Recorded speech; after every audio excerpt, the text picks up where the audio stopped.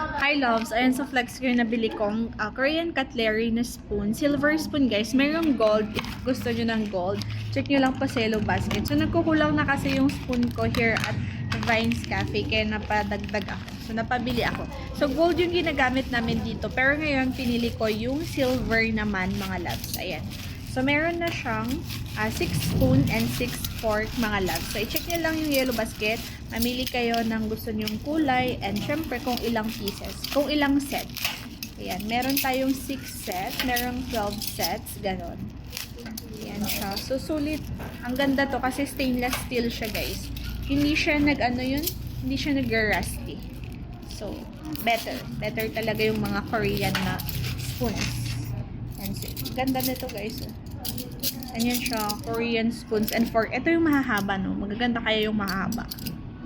Check Yellow Basket.